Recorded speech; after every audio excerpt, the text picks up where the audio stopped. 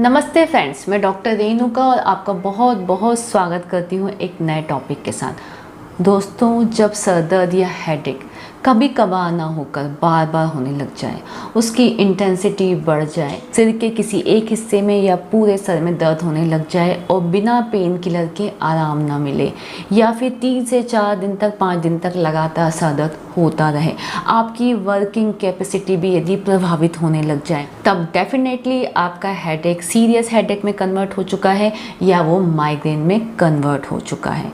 तो दोस्तों, आज हम बात करने वाले हैं कि नॉर्मल हेडेक क्या होता है, सीरियस हेडेक क्या होता है, माइग्रेन क्या होता है और इसमें किस तरह के सिम्टम्स आते हैं और क्या होम्योपैथिक ट्रीटमेंट ले सकते हैं और इसके कारण क्या होते हैं। तो चलिए शुरू करते हैं।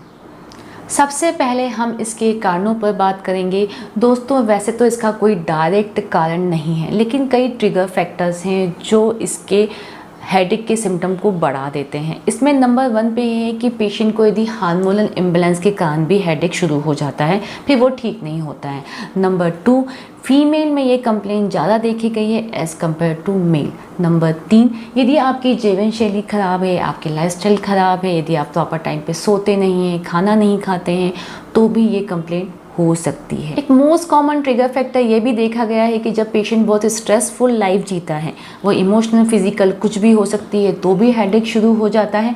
वेदर चेंज के कारण भी किसी किसी को ये कंप्लेंट एग्रीवेट कर जाती है। जिनका स्वभाव बहुत ओवर थिंकिंग का होता है, जिनको बहुत ज़्यादा एंग्जाइटी होती है, बहुत ओवर सेंसिटिव होते हैं, उनको भी हेडेक शुरू हो जाता है। जिनका पेट बहुत ज़्यादा गड़बड़ होता है, या तो वो जंक फूड ज़्यादा खाते हैं, या पेट में गैस बनती है, या लैट्रिन साफ नहीं हो रही है, या बहुत टाइम तक भूखे रहते हैं, उनको भी हेडेक या माइग्रेन की शिकायत हो जाती है। कभी कभी देखा गया है कि पार्टी में जाने से, लाउड नॉइज से या बहुत ज़्यादा स्मेल से, स्ट्रॉन्ग स्मेल से भी पेशेंट को हेडेक की समस्या हो जाती है। लास्ट बात, एक बहुत इंपॉर्टेंट फैक्टर ये भी है कि यदि पेशेंट को पीढ़ी दर पीढ़ी यदि हेडेक की समस्या है, मीन्स उसके फादर को है, तो बच्चे में आने के चांसेस बढ़ जाते हैं। अब यदि मैं यहाँ पर इसके सिम्टम्स की बात करूँ तो दोस्तों, माइग्रेन या हेडेक का जो बहुत ही कॉमन और मेन सिम्टम यह है कि पेशेंट को बहुत इंटेंसिटी से पेन होता है।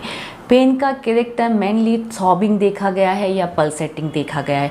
थ्रॉबिंग मीन्स या पल्सेटिंग मीन्स ये हुआ कि पेशेंट को ऐसा फील होता है कि ढक ढक ढक हो रहा है, और जब इंटेंसिटी बढ़ती है तो पेशेंट को लगता है कोई हथौड़े मार रहा है। धीरे धीरे ये इंटेंसिटी बढ़ जाती है और पेशेंट का पेन अपने आप ठीक नहीं होता, या तो ये किसी एक साइड पे लोकलाइज हो जाएगा या पूरे हेड को वो कवर कर लेता है। इसके साथ साथ कभी कभी पेशेंट को एसोसिएटेड सिम्टम्स भी आते हैं, मतलब जो हेडेक होता है वो पीछे बैक तक चला जाता है, शोल्डर तक चला जाता है, पेशेंट को साथ में चक्कर आ सकते हैं, उसे उल्टी भी हो सकती है, डिजीनेस फील होगा, घबराहट बढ़ जाती है।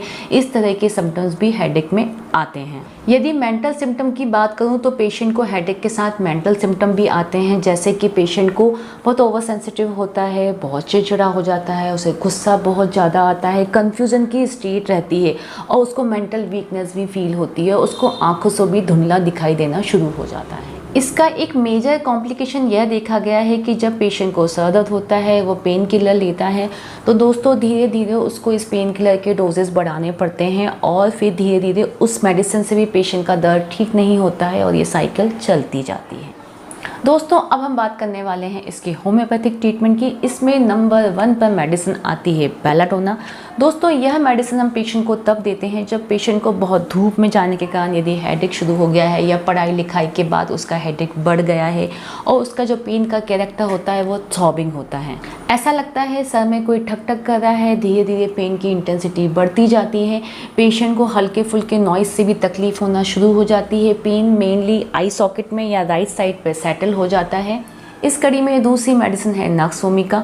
दोस्तों, जब किसी भी कारण से पेट खराब हो रहा है, जंक फूड खा लिए हैं, पेट में गैसेस बन रही हैं, लैट्रिन साफ नहीं हो रही है, तो हेडेक शुरू हो जाता है और धूप में जाने से या नॉइज़ में जाने से यह कंप्लेंट और ज़्यादा बढ़ जाती है, तब नक्सोमिका अच्छा काम करती है।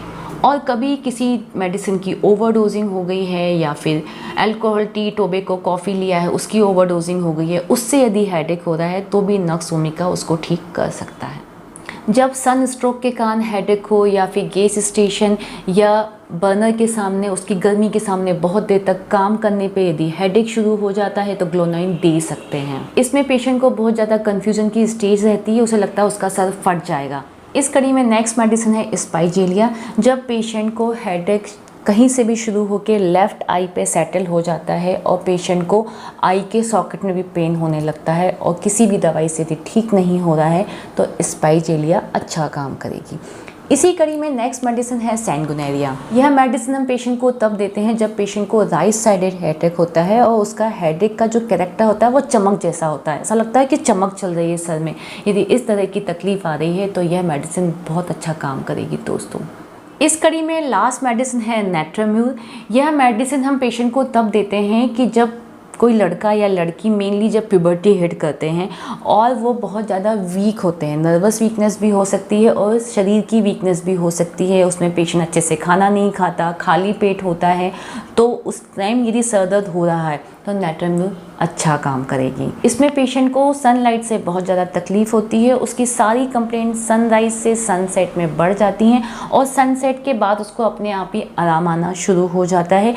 पेशेंट को मेनली गैसेस की और एसिडिटी की तकलीफ़ होती है और उसको खाली पेट सारी तकलीफ़ें बहुत ज़्यादा बढ़ जाती हैं। और इसमें हो सकता है कि जो गर्ल है वो मीनार की यदि हिट किया है तो वो एनीमिक भी मिल सकती है, मतलब उसमें खून की कमी भी हो सकती है, वो दिखने में भी बहुत ज़्यादा पेल और येलो कलर की दिखेगी।